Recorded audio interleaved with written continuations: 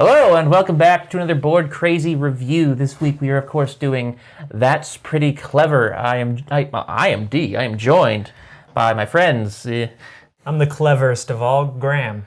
Well, you were in last place. Spoilers. And I'm so smart, I'm going to make this look easy. Huh? I'm Will.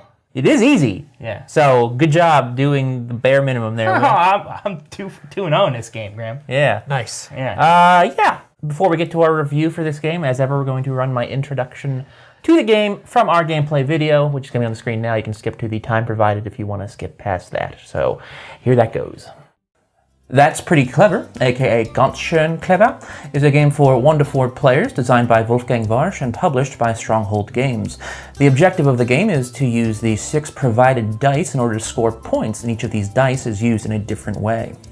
A game of That's Pretty Clever is comprised of 4 to 6 rounds, depending on the player count. During a round, each player gets to be the active player once. When a player is active, they take the 6 dice and roll them, and then select one of them to keep. All dice with a lower value showing on them are then placed on the silver platter in the center of the table, and this process is repeated up to 3 times if possible. Once the active player's turn is done, the passive players may then select one of the dice on the silver platter to use for themselves. I'm going to follow the green. Okay. This process is done simultaneously, and both players may select the same die to use. Once this is done, then the next player in clockwise order becomes the active player. The yellow section is comprised of a tic-tac-toe-like grid, and when the player selects the yellow die to use, they cross off a space in that section with the matching number. The blue section is similar, however, when the player selects the blue die, they always add its value to the value of the white die, wherever the white die is in play. The white die itself is used like a wild card. When a player takes the white die, they may either use it with the blue for the blue section, or use it in place of any of the other 4 colors. The green, orange, and purple sections all have tracks the players must complete from left to right. Each space on the green section lists a minimum die value which must be met in order for a space to be crossed off. When taking the orange die, its value is simply added into the next open space. Any numbers can be placed here, however, some spaces have multipliers. When taking the purple die, the number is added into the purple section. However, these dice must be done in ascending order. If a player does reach the number 6, however, then they may enter any number into the next field. The yellow, blue, and green sections are all scored based on how many or which spaces have been crossed off in them. Meanwhile, the orange and purple sections are scored based on simply adding up all the numbers present in those sections. There are also bonuses and extra actions which the players may earn throughout the game. Bonuses must be used immediately, while extra actions may be saved and used for later in the game. Once the final round is finished, players simply add up their sums for each section, and the player with the highest total wins the game. Okay. So, that's kind of how the game is played. Yeah. I mean, if you... I thought it was quite clear. Go on, Will. Speak. I was going to say, if it wasn't clear from our intro, all this game really is a cleverer form of Yahtzee where you roll dice and apply the dice results to a scorecard that each has 5 different sections that do special things that earn you points. That wasn't clear from my intro. Well, he's the editor. So. Yeah. Anyway, let's talk about this game, guys. Yeah, let's talk about it. I think it's fair to say that this game lives up to its name. That's pretty clever. Would you disagree? I would say that it's better than pretty clever. Oh, yeah? I would say it should be called That's Extremely Very Much Clever. That's a terrible name. I'm pretty sure that's what the original... Also, in German, that's probably like 300 syllables. Yeah, so that's true. That's too much. This is a really, I think, good, solid package in, a tiny box with very few components. There's, it's kind of like Yahtzee, but it's a lot better than Yahtzee. Yeah, it's a... What they did was very clever. It involves tactics now Yeah. and smarts. So in Yahtzee, a lot of that game is spent, you're rolling, and especially towards the end, you're just trying to get very specific. You're trying to get a small straight, a large straight. It's all about luck. It is more like this. They eliminate that luck by giving you more to do with the dice. Well, let's not eliminate luck. No, but they find a way to twist it on its head. Yes. I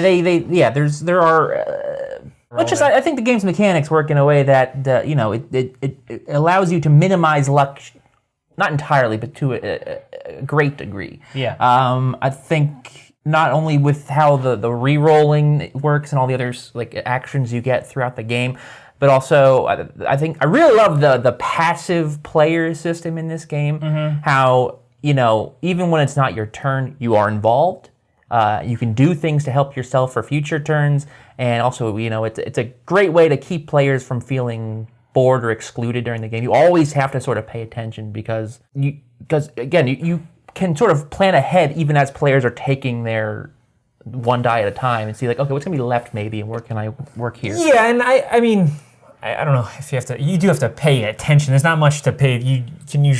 You're still working on your board essentially, but I think what's fun about it is you're rooting for the dice on other players' turns, right? You're not just like, you know, with something like Yahtzee or Role Player, you're rolling your dice, they're your dice.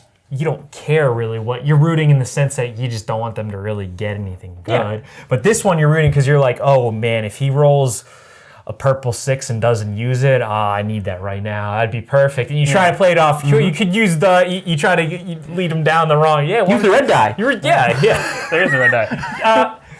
There was a specific turn really 2 turns. It started with yours and ended with mine where I remember where you were trying desperately to roll, I believe it was a yellow 5.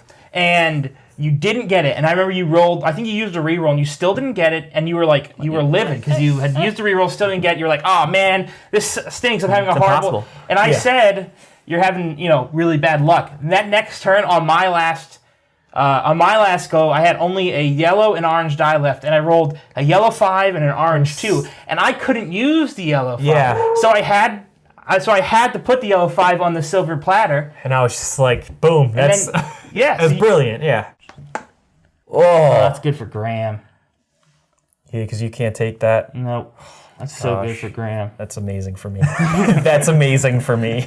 It was, and so that's part of the, that's why every dice roll is interesting for you. And that's where I think also, I mean, in this game, Dee mentioned how they minimize the luck by having all the different tactics, but it's also for the fact that you can also use other players' dice rolls, right? So, and that's another really clever way that they tried to minimize the luck in this game. Yeah, you don't get what you want, well, maybe someone else will. Everything involved is it's obvious why it's there. You know, it's used.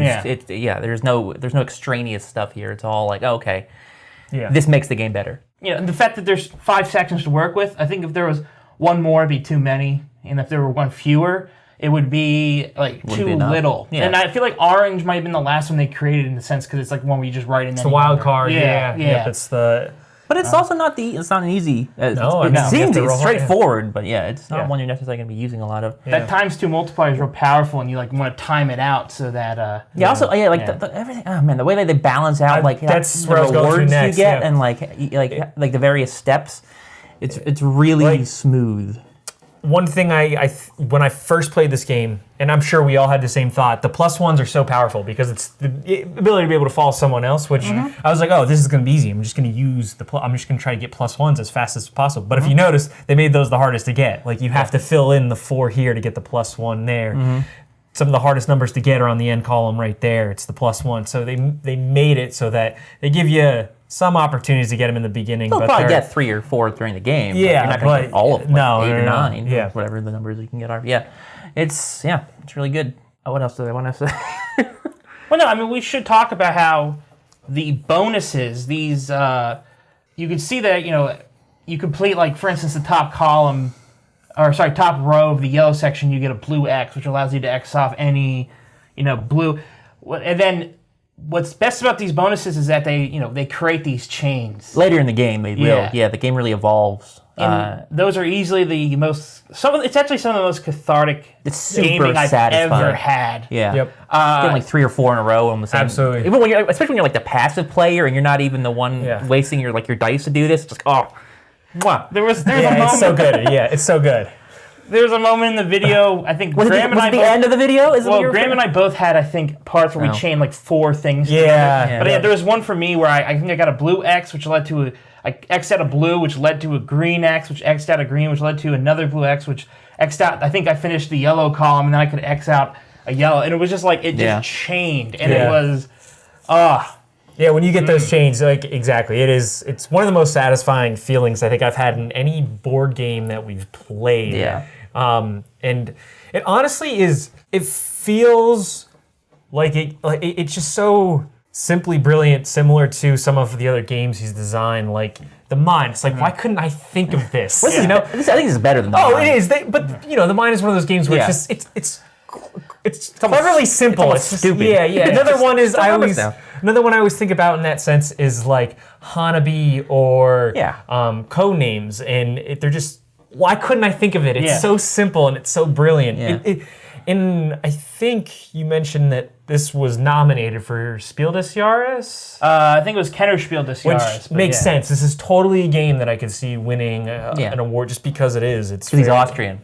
Well, the 2018 Spiel des Jahres Awards should have been called the Wolfgang Warsch Awards because he had 3 or 4 games. Hot right now, and definitely a designer to watch. Yeah. Also, I love this game. Really is good for replayability. Not only do you get like tons of these sheets, so you can literally play it a ton, but you could also feel yourself getting better at it. It's not like one of these games where it's going to be kind of the same every time. I mean, you're going to have similar experiences, but you can really. The first time you play it, it's going to be strictly tactical. Tactical, that's how it's pronounced. Where you can't make a strategy going in because you're kind of at the mercy of the dice.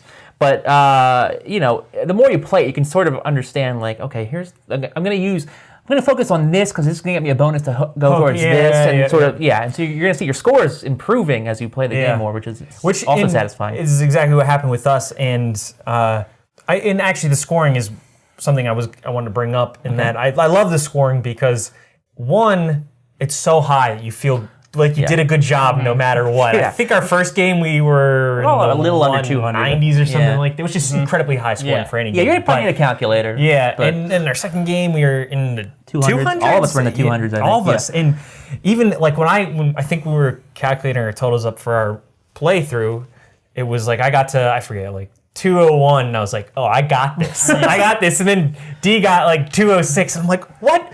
No! And then Will came in with 221 and just like wiped. I was like, oh my gosh. Yeah, it kind of reminds me of like Yahtzee or bowling, in that like the game has it's a very similar game. Not in the way this season of house rule. Get ready for Yahtzee bowling. It's a good idea. In the sense that there is a max score. Like, this game has a literal max score. I think it's like 334. Okay. So it's like new goal. You have a goal. Yeah, that's it. You have tiers that you can work for. Like if you get in the 180 to 200 tier, well, now you want to work up to that. And then I really want to get to 300. That's like a goal of mine, is to play this game for us all to play. And that probably would require some luck. I was going to say there's going to be the difference between something like this and bowling is pretty much skill. I just met with the score. Is that it gives you something to shoot for. There's always you know what the top score is, so you can keep working towards it. Yeah, sure, okay, fair enough. It gives you a reason to replay. Yeah. Any complaints about this game from anyone? I kind of don't. I don't have many complaints. All I can think about when I'm trying to think of cons is that I want them to make a new, different style sheet with more abilities and more sections and stuff. There is. A new one was released called Twice as Clever, which is just a different score sheet. It has 5 different boxes. That's exactly what I think. I want to. And we will probably get that at some point because it's the only thing I can. We all like this. I was just gonna. Oh. Once again, I really liked that they gave you 4 markers. They didn't have to. Most people have writing utensils, but why not? That's nice. They give you everything you need, and it's just there's like 3-4 components. It's like when you buy an electrical device and they give you batteries. It's very economical. Thank you. Should we wrap it up here? Final scores. So that's completely non-arbitrary scores, consistent scale. I don't have a complaint. This game it's pretty simple but not easy. It doesn't make you feel dumb. Yeah. So I don't have any. I'm gonna give it 5 stars. Wow, Graham. I don't do that very often. 5 out of 5. You only have so many thumbs, Graham. That you know of. Yeah. Hold on, I got one in my pocket here. Don't know whose it is, but thumbs up. And Will. I'm gonna give the game on my letter grade scale. I'm actually gonna give it an A-. Okay. There are other board games I've played that I've given A-minuses that I feel like offer like a lot more than this game does when it comes to like tactics, but still, really good game. This is I struggle to find a fault with it other than it's just rolling right. No reason to keep going on. Why That this is game's our great. review of That's Pretty Clever. I hope you enjoyed it. If you did, please like. You can comment if you have any thoughts of your own. You can also, of course, subscribe to the channel if you haven't yet and would like more content like this every week, because we do this every week. And you can, of course, share the video with your friends if that's the sort of thing you're inclined to do. You know, It would be it would really help. Expanding the audience. Very grateful. It would be great. We have millions of viewers. They just don't choose to watch our videos most of the time. Really. We'll get there. Yeah. All right. Anyway. Well, check out our social media. I haven't finished the outro bit. Facebook, Twitter, and Instagram are all linked in the description below. You can check those out. Come back this Friday for our next gameplay video. You know, unless you're watching this in the future, which, you can check it out now. How fun is that? Oh, that's cool. Yeah. Binge watch. That's how the time works. We're the Netflix of board game channels. Exactly. You can binge our stuff. This Friday we'll be doing some, questionable behavior, I would say. But until then, thanks. Hey, Graham, have you gotten any better at blowing on dice? Let's see. Oh, God. The answer is no. Bye, everyone. Oh. That's like on the edge. That is. See you next time.